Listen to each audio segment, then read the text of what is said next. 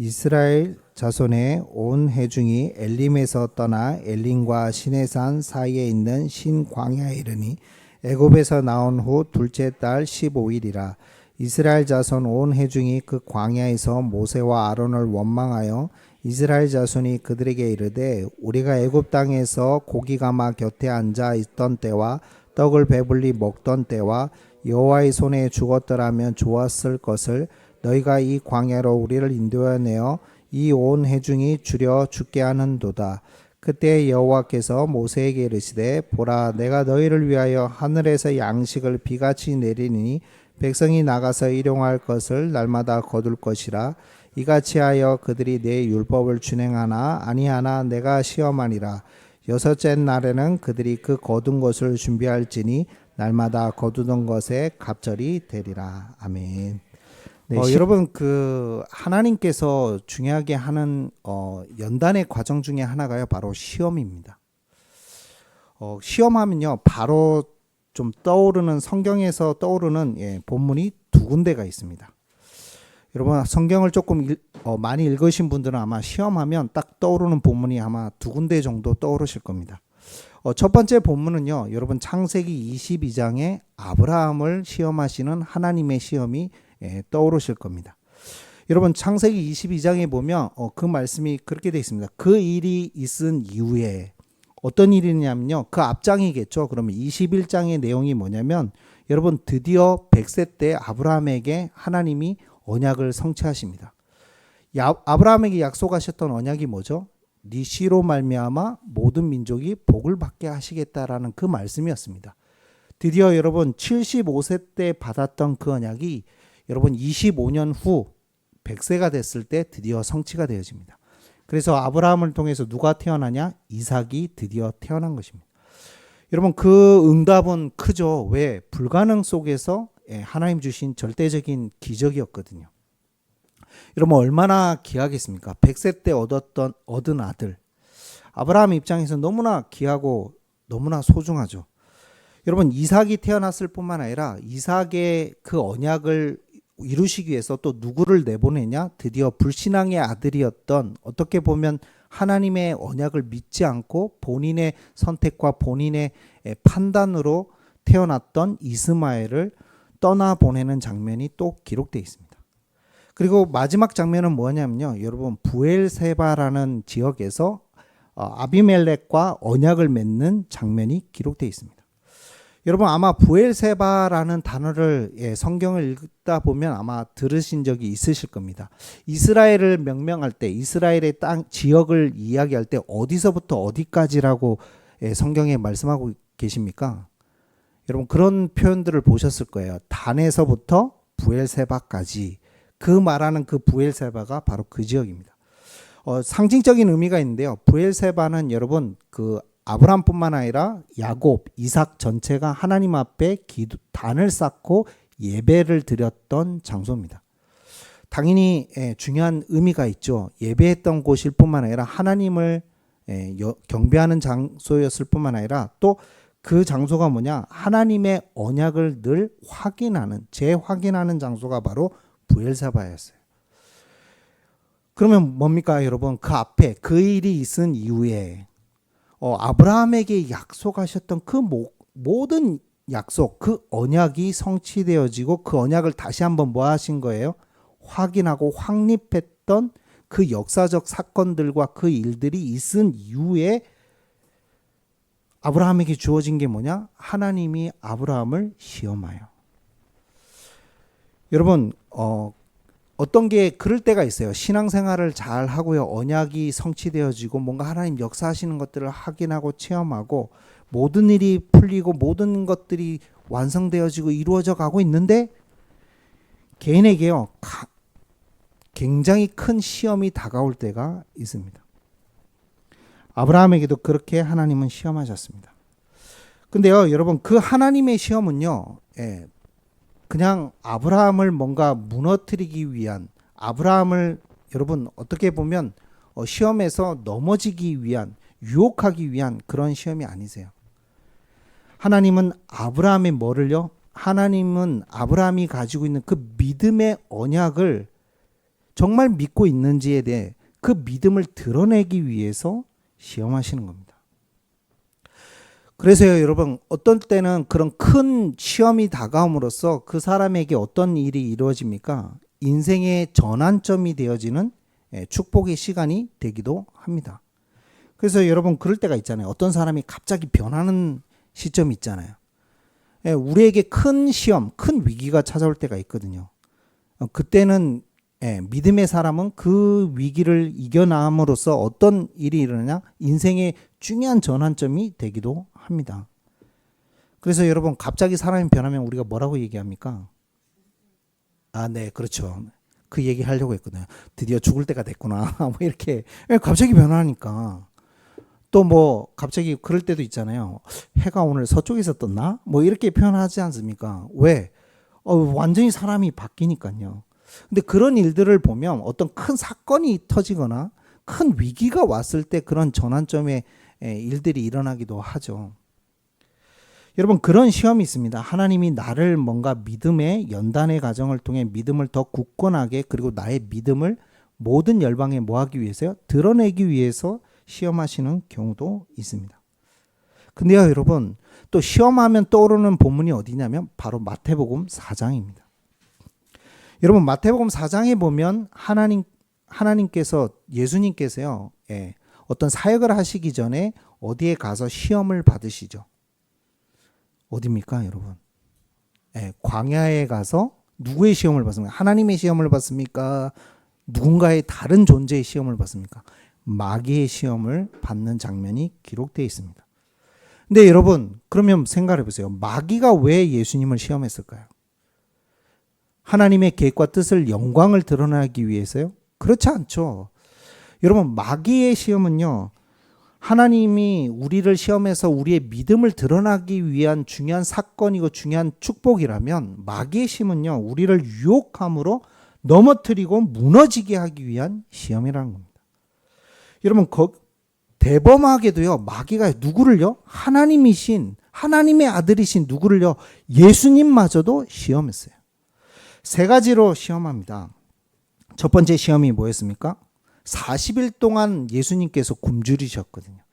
여러분, 40일이란 게 어떤 그래서 많은 분들이, 예수님이 40일 금식기도 했으니까 많은 분들이, 목사님들이 40일 금식기도 하시는 분들 계시잖아요, 옛날에. 그러다가 어떤 분들은 진짜 돌아가시기도 하고 그러거든요. 근데 여러분, 40일이라는 숫자는 상징적인 의미가 있습니다. 어떤 상징적인 의미가 있냐? 광야의 40년을 의미하는 상징적인 의미가 담겨 있습니다. 왜 그렇습니까? 여러분, 예수님께서 누구의 대표가 되셨냐? 이스라엘의 대표가 되셨고 구원받을 하나님의 자녀가 대표가 되신 겁니다. 여러분, 40년 동안 광야의 그 시험을 통해서 이스라엘 백성들이 통과를 했을까요? 못했을까요? 광야 40년 동안 하나님이 시험하셨거든요. 근데 그걸 통과를 했을까요? 못했을까요? 죄송하지만 통과한 사람이 몇 명이에요? 통과한 사람 2명밖에 없어요. 몇 명이 출애굽했는데요? 60만 명이 출애굽을 했잖아요. 근데 놀랍게도 통과한 사람은 몇 명이라고요? 2사람. 그러면 여러분, 이거는 성공입니까? 실패입니까? 실패죠. 네. 그래요, 여러분. 광야의 시험을 실패한 거예요, 이스라엘 백성들이. 근데 그 시험을 대표가 되셔서 온전하게 통과하시고 이루신 분이 누구십니까? 그분이 바로 예수님이신 겁니다. 여러분, 첫 번째 시험이 뭐였습니까? 굶주림이었습니다. 40일 동안 금식하셔서 예수님이 너무 배가 고픈 상태에 시험을 받는데요. 그랬더니 뭐라고 이야기합니까? 마귀가요. 단번에 그것을 건드립니다. 이런 먹고 사는 문제 중요하잖아요. 그렇죠? 여러분, 광야의 시험이, 첫 번째 시험이 뭐였습니까? 모르십니까? 저번 주 말씀드렸잖아요. 첫 번째 시험이 뭐였어요? 마라의 쓴물. 네. 오늘은 무슨 시험일까요? 오늘 본문 출애굽기 16장. 오늘은 또 뭐예요? 방금 읽으셨잖아요. 뭘 시험하시는 거예요? 먹는 거 가지고 지금 시험하고 계세요. 자, 앞에는 뭐였죠? 물이었어요. 이번엔 또 뭐예요? 이제는 음식이에요. 여러분, 생존에 있어서 가장 필요한 겁니까? 안 필요한 겁니까? 가장 필요한 거예요. 매일 필요한 겁니까? 아닌 겁니까? 매일 필요한 거예요. 우리 삶의 가장 기본권이고 생존권이고 가장 중요한 것들이에요. 사실은 무엇을 먹을까? 마실까? 입을까? 가장 중요한 것들이에요. 자, 근데 그걸 누가 시험해요? 하나님도 시험하지만 그걸 가지고 누가 시험 내요? 마귀도 시험한다는 걸 여러분 기억하셔야 됩니다.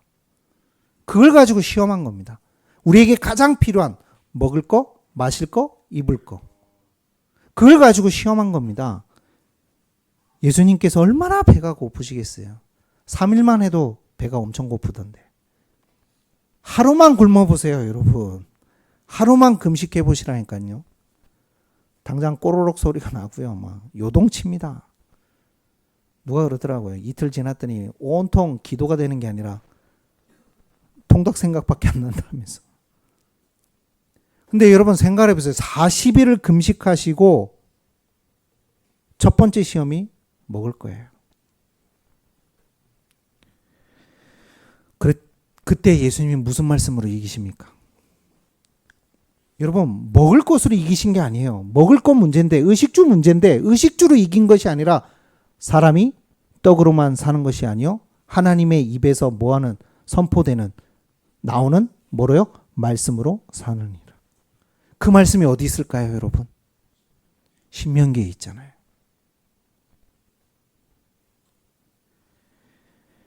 여러분, 광야에서 살아가는 길은 딱 한 가지입니다.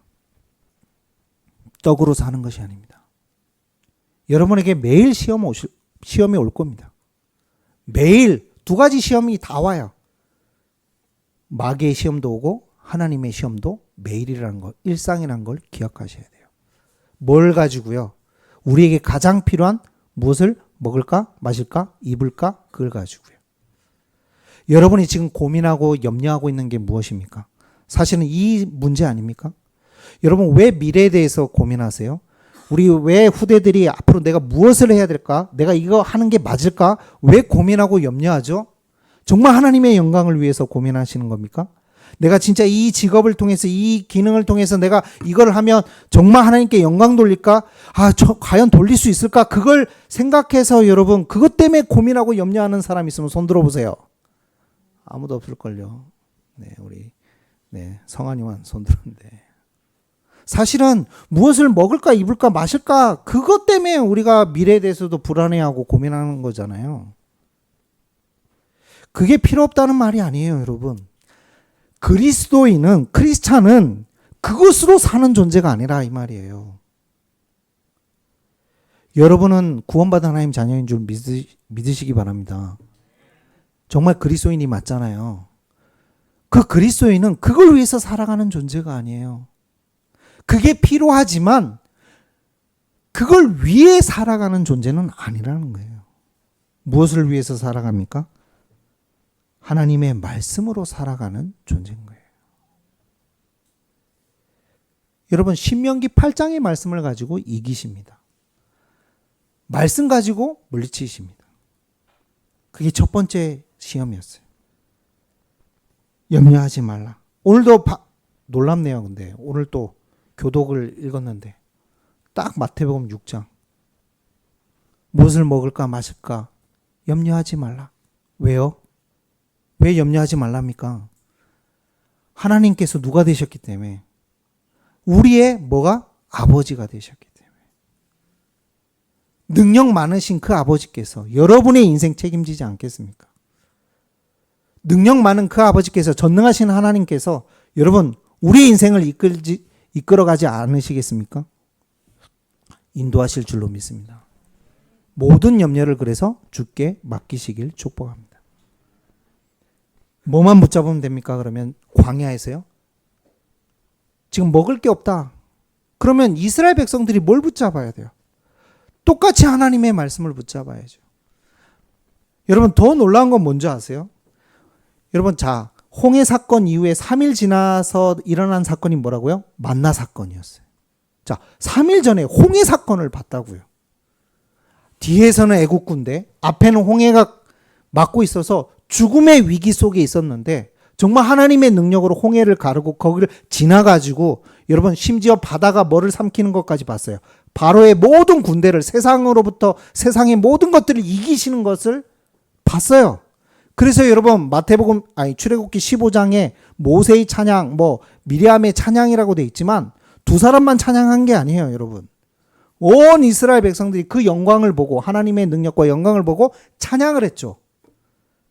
하나님, 하나님 대단하다, 하나님 영광, 하나님 거룩합니다. 하나님 역시 우리 아버지 네. 그렇게 믿음의 고백하고 찬양해놓고 여러분 3일 딱 지났다니까요. 3일. 물이 아예 없었던 것도 아니에요. 여러분 물 분명히 가지고 온 게 조금 이제 떨어지고 있었겠죠. 당장 보세요. 여러분 3일밖에 안 지났다니까요. 물 조금 떨어져 가니까 불안한 거예요. 이제 뭐가 불안해져요? 생존이 불안해지는 거예요. 내가 어떻게 물이 없는데 이제 어떻게 살지? 여러분 현실의 상황 속에서 그 문제 앞에서 생존의 문제 왔을 때 우리가 일상에 있는 늘 고민하는 그 염려의 문제가 왔을 때 여러분 이스라엘 백성들의 태도는 나의 아버지 대신 방금 3일 전까지 홍해를 가르신 그 하나님의 존재는 사라져버린 겁니다. 3일밖에 안 지났는데 원망하고 불평하고요. 여러분 오늘 본문에 보면 출애굽기 26장 이스라엘 자손이 오는 해 중에 엘림에서 떠나 엘림과 시내산 사이에 있는 신 광야에 이르니 애굽에서 나오 둘째 달 15일이라. 이스라엘 자손은 오는 해 중에 그 광야에서 모세와 아론을 원망하여. 여러분 둘째 달 15일이라서 2달하고 15일이 지난 줄 생각하실 수 있는데 그 말이 아니에요. 그들 나름대로의 날짜가 있었어요. 그 날짜를 보니 출애굽하고 6월절 어린 양 피 바르고 출애굽한 그 사건으로부터 며칠이 지났냐? 한 달이 지났어요. 지금 여러분 광야까지 오는 거리, 광야까지 들어왔는데 그 광야에 들어온 그 시간이 얼마나 걸렸다고요? 한 달. 자, 한 달밖에 안 지났어요. 자, 한 달 안에 어떤 사건들이 있었어요? 출애굽 사건도 있었고 홍해 사건도 있었고 드디어 앞에서는 뭐죠? 마라, 쓴물이 단물이 되는 역사도 체험했어요. 여러분 한 달 동안 신앙생활 하면서 3번의 기적을 봤어요. 그러면 믿음이 좀 생겨야 되는 거 아닙니까? 그러면 이제는 먹을 게 없으면 이때만큼이라도 한 달 동안 우리가 3번의 하나님의 능력을 보지 않았냐? 하나님의 능력과 기적을 보지 않았냐? 하나님께서 우리를 광야에서 굶겨 죽이려고 그렇게 우리를 부르셨겠냐? 그랬으면 홍해에서 이미 죽였지. 같이 그냥 물 수장하면 되지. 안 그래요? 아니 뭐하러 출애굽까지 시킵니까? 그냥 애굽에서 고통당하다가 열심히 노예 생활하다가 죽이지. 그러면 여러분 한 달 안에 3번이나 기적을 봤다면 이번만큼은 예수님처럼 하나님께서 하실 거야.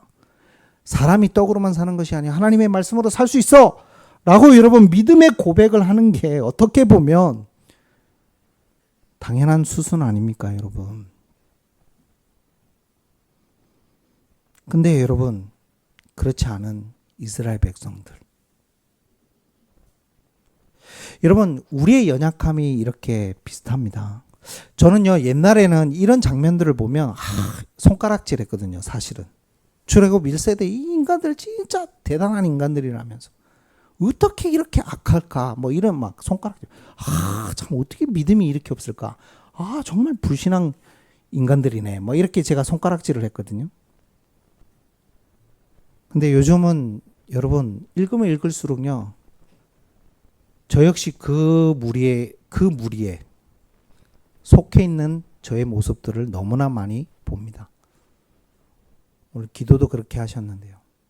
알면서도요 말씀 들을 때는 그래 또 결단하고 우리가 어떻게 보면 말씀으로 살아내야지 라고 하지만 막상 여러분 일상으로 돌아가면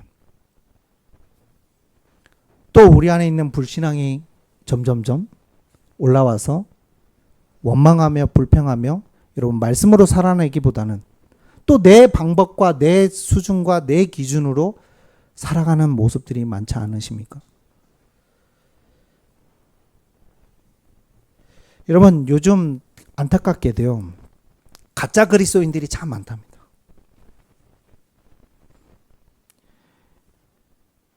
여러분 사람들이요. 무엇을 먹을까 입을까 고민한다고 말씀드렸잖아요. 고민되는 건 사실이에요. 어떻습니까? 여러분 월급 봉투가 아니죠. 요즘은. 네, 죄송합니다. 월급이 통장에 딱 찍힌과 동시에 빠져나가시죠. 다. 네, 그러시잖아요. 여러분 거기에 마음이 다 흔들리잖아요. 사실은. 안 그렇습니까? 일희일비하고요. 잔고 보면 흔들리잖아요. 통장 잔고 볼 때마다 기쁘십니까? 공이 하나씩 더 느는구나. 뭐 이런 은혜가 있으세요? 잘 없잖아요. 예. 공이 하나 더 느는 게 아니라 더 줄어들고 있죠. 물가는 오르지. 월급은 안 오르지. 내야 될 건 많지. 심지어 어떻게 보면 교회마저 내라고 하네. 막 이러면서. 안 그래요? 헌금 내야 되지. 뭐 해야 되지. 아찔하지 않습니까? 맨날 통장 볼 때마다. 그런 마음 들 때가 있는데요. 저도. 그래서 누군가가 좀 안 주나? 뭐 이런 생각 들 때 많던데요. 여러분 많은 그리스도인도요. 그래서 돈 한답니다. 요즘은요. 하나님의 자리에 누가 올라가 있습니까? 돈이 올라가 있는 시대입니다. 에이 목사님 저는 아닌데요. 여러분 그렇지 않다니까요. 그렇지 않아요. 자세히 보면 우리도 돈 하고 있습니다. 떨잖아요. 우리가 돈 앞에 사실은. 안 그렇습니까? 통장이 잔고가 줄면 줄수록 불안하잖아요. 현실 속에서 여러분 회사 속에서 자꾸 내 자리가 점점점 나이를 먹어가면 먹을수록 저희 또래가 이제 요즘 놀랬네요. 회사 은퇴가요. 요즘 평균적으로 50세랍니다. 통계가요. 50세랍니다. 여자는 48세. 그러니까요. 그럼 벌써 저도 이제 제가 만약 회사 다니고 있다면 뭐 하는 시점이에요? 명퇴당할 시점인 거예요. 벌써 50세래요. 요즘 평균적으로. 삶이 무섭고 두렵지 않으십니까? 젊은 친구들은 요즘 여러분 투자는 참 좋은 겁니다. 근데요. 젊은 친구들이 왜 많은 것에 투자를 할까? 이유는 하나입니다. 불안한 겁니다. 사실은요. 투자하지 말라. 잘못됐단 말이 아니고요. 근본적으로 그렇게 하는 이유가 사실은 불안한 겁니다. 여러분 저도 가난은 싫습니다. 좋아하지 않기를 바랍니다. 근데요. 많은 분들이 여러분 가난을 두려워한 나머지 어느 순간부터 돈에 집중하는 그리스도인들이 많아졌던 겁니다. 여러분 성경은 말하고 있습니다. 빈에 처할 줄도 알고 뭐도요? 부에 처할 줄도 아는 뭐를 배웠도나 일체의 비결을 배웠노라. 여러분 일체의 비결을 배우시길 축복합니다. 가난해도 괜찮다고요. 가난에 너무 상처받아가지고 가난이 너무 싫어요. 가난할 수도 있는 건데 성공이 우리의 목표가 아닌데 부자 되는 게 우리의 목표가 아닌데 어느 순간부터 무조건 성공, 부자, 돈 여러분의 마음을 깊이 살펴보시길 바랍니다. 정말 말씀으로 살아내고 있는 것인지요.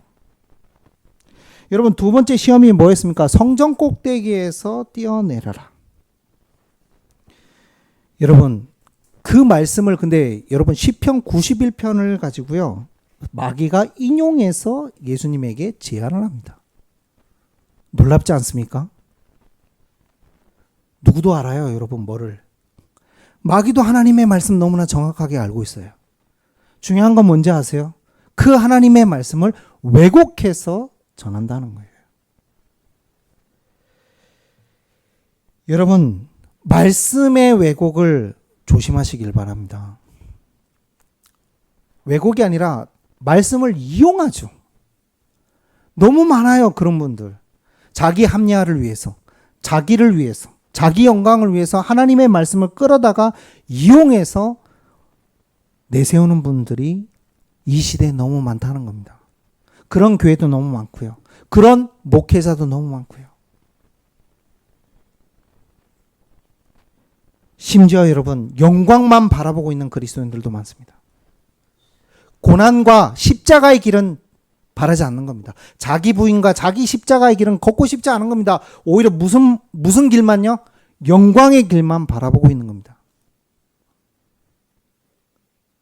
놀랍게도 신앙 안에서 자기 부인과 자기 십자가를 빼버리고 여러분 신앙생활 하도록, 종교생활 하도록 만드는 마귀의 시험.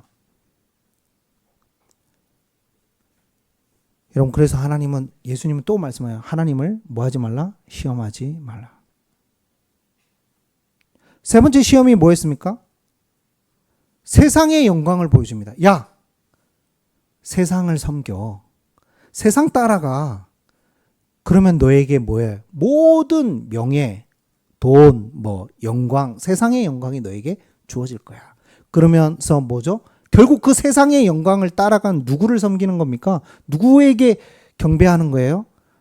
세상에 임금된, 보이지 않게 세상 신이요 세상 임금되어 있는 사단을 경배하는 것. 그래서 뭐를 바꾸는 겁니까? 지금 말처럼 돈 해서 돈을 섬기도록 만드는 것처럼 결국은 세상을 섬기도록 그렇게 시험하고 있습니다. 예수님은 그 모든 세 가지 시험을요, 뭐로 이기셨습니까? 말씀으로요. 여러분, 우리에게 많은 인생의 큰 시험도 있지만 중요한 시험은 뭐냐면 여러분 일상 속에서 매일, 매주, 매달 여러분에게 오는 매일의 시험이 더 중요합니다. 그 시험 속에서, 그 굴곡과 고난 속에서 하나님은 우리를 시험하고 계세요. 사단도 마찬가지입니다. 여러분, 사단은 바보가 아닙니다. 어떤 인생에 큰 굴곡을 주기보다는 그런 분들 계시지 않습니까? 여러분, 그런 간증 들어본 적 있으시죠? 오늘날 자기 원대로 살다가 예를 들면 암이 걸려가지고 그때 다시 예수님을 믿고 돌아와서 신앙생활을 해서 암이 치유돼가지고 하나님 앞에 영광 돌립니다. 이런 간증들 가끔 들으시잖아요. 사단도 알아요, 여러분. 그런 굴곡 있는 시험을 주면 이 사람들이 갑자기 변해가지고 하나님을 너무 많이 의지한다는 거를. 그래서요, 사단이 방법을 바꿨어요. 어떻게 해요? 서서히 유혹하도록. 매일매일 조금씩 타협하도록. 조금씩 말씀보다는 자기 뜻대로 살아가도록. 그렇게 매일매일 조금씩 유혹하고 미혹하는 겁니다. 어떤 방법이 제일 통할 거라고 생각하십니까? 어떤 방법이 좋을까요, 여러분? 무엇이 더 사람을 무너뜨릴 수 있을까요? 인생의 큰 굴곡과 사건이 아니에요, 여러분. 어떻게 보면 일상이에요. 일상 속에서 여러분 매일이라는 시간 속에, 매주라는 시간 속에서, 매달이라는 시간 속에서 조금씩 유혹하고 미혹해서 타협하게 만들고 믿음으로부터, 신앙으로부터 멀어지게 만드는, 여러분 그 방법이 훨씬 뭐죠? 효과가 큽니다. 그래서 사단은 그렇게 하기로 결정한 겁니다. 그렇게 합니다. 그래서요. 여러분, 북한이라는 환경이 신앙생활하기 어렵지 않습니까? 근데 타락의 속도는 어디가 빠를까요, 여러분? 북한일까요? 지하교회에서 믿음 생활하시는 그분들의 믿음이 타락하는 속도와 여러분 너무나 좋은 환경 속에서 매일이라는 시간 속에서 점점점 유혹당해서 변해가는 우리의 대한민국 현장하고 어디가 더 타락 속도가 빠를까요? 죄송하지만 대한민국입니다. 왜? 그분들은 목숨 걸고 신앙생활하기 때문에 변할 일이 없어요. 처음부터 뭐는 없어요. 가짜가 없어요. 네, 진짜밖에 없어요. 거기는. 근데 대한민국은 가짜들이 너무 많아요. 사실은. 안 그렇습니까? 우리 안에부터 믿음이 흔들릴 때가 많고 가짜가 많지 않습니까? 여러분 오늘 꼭 기억하시길 바랍니다. 그래서요. 믿음과 신앙은요. 일상에서 시험의 연속이라는 것을 꼭 기억하셔야 됩니다. 그건 하나님의 시험도 있지만 마귀의 시험도 곁들여서 같이 온다는 것을요. 오늘도 마찬가지였습니다. 사실은요. 단순히 먹을 문제가 아닌 거예요. 하나님의 시험이면서 또 보이지 않는 마귀의 시험이었던 거예요. 그 먹을 것 앞에서 너희가 어떤 믿음의 선택을 할 것인가? 어떤 믿음의 태도를 취할 것인가? 문제와 어려움이 왔을 때 여러분 뭐가 드러납니까? 시험을 봐야 되는 거예요. 그래서 왜? 나의 실력이 어느 정도인지 다 드러나거든요. 그래서 시험이 필요한 거예요. 안 그렇습니까? 평상시엔 잘 몰라요, 여러분. 교회에 앉아 있을 때는 모른다니까요. 근데 여러분 일상 속에서 무엇을 선택하고 판단하냐는 걸 보면 드러난다니까요, 믿음. 그걸 통해서 하나님 뭐하죠? 우리를 테스트하시고 연단하시고 또 이루어 가십니다. 근데 중요한 건 하나님이 하시겠지. 그게 아니라요. 그 사람에게 역사가 일어나는 게 아니에요, 여러분. 매일이라는 일상 속에서 뭐 하는 사람, 오늘 보세요. 그래서 하나님이 주시는 답이 뭐죠? 먹을 거 없는 이 부분에게 이스라엘 백성들에게 주신 답이 매일마다 내가 뭐를 내리겠다? 만나를 내리겠다라고 약속하셨어요. 여러분 만나가 뭔데요, 여러분? 저도 본 적이 없어서 몰라요, 여러분. 그럼 만나가 뭐예요? 매일 내리는 만나. 그리고 마지막 6일째 토요일 날은 뭐가 갑절로 내려서 주일은 뭐 하도록 안식일은 온전히 하나님께 지키기 하기 위해서 그렇게 하셨는데 자, 그 규례도 중요하지만 만나의 참된 의미는 예수님이 직접 얘기하셨어요. 요한복음 6장 여러분 6장에 보면 35절 48절에 하늘로부터 내려오는 뭐다? 생명의 떡이니라. 근데 그 생명의 떡이 누구예요? 예수님 자신임을 말씀하셨어요. 무슨 말입니까, 여러분? 일상 속에서 수많은 시험들을 이기는 유일한 답도 그리스도이심을 매일 광야에서 만나를 통해 가르쳐 주신 거예요. 여러분 인생에 있는 모든 시험을 이기는 길이요 하나님의 말씀이고 그리스도 외에는 답이 없습니다. 매일 만나를 통해서 매일 뭐 하라고요? 만나를 어떻게 해야 돼요? 그냥 가만히 쳐다보고 있으면 됩니까? 아, 만나가 내리는구나. 아, 하나님의 은혜구나. 아, 감사하네. 이러고 있으면 되나요? 어떻게 해야 돼요? 아, 걷어야죠. 그리고 뭐 해야 돼요? 먹어야죠. 무슨 말인지 이해가 되십니까? 말씀을 어떻게 해야 돼요? 매일 그리스도를 어떻게 해야 돼요? 붙잡고 의지하고 그분에게 나아가고 기도하고 말씀을 뭐요? 계속해서 듣고 묵상하고 먹어야지만 뭐를 이길 수 있냐? 일상 속에 있는 여러 가지 모든 시험을 이겨나갈 수 있는 힘이 생기게 됩니다. 그리스도인은 그 힘으로 살아가는 겁니다. 그걸 한 문장으로 바울은 이렇게 표현했습니다. 내 아들아, 너는 그리스도 예수 안에 있는 은혜 속에서 강해라. 여러분, 같은 말입니다. 그 힘으로 살아가시길 축복합니다. 여러분, 꼭 기억하시길 바랍니다. 많은 시험이 오겠죠. 고난도 있을 거고, 어려움도 있을 거고. 네. 내가 이걸 통해서 먹고 살 수 있겠나? 염려 오겠죠. 그런 게 없는 사람은 이상한 거예요. 예. 둘 중에 하나겠죠. 진짜 하나님을 온전히 믿는 완전 믿음이거나 아무 생각이 없는 그냥 뭐 진짜 아무 생각이 없는 사람이거나 당연히 오죠. 근데 그때가 중요한 시간입니다. 큰 인생의 굴곡이 아니라 그때가 가장 중요한 시간이라고. 일상이요. 그때 어떻게 이겨나가셔야 되냐? 그리스도를 붙잡고 하나님 말씀으로 살아내시는 여러분 되시길 축복합니다. 그래서 신앙은 일상에서 시험이 연속이란 걸 꼭 기억하십시오. 매일이 시험일 겁니다.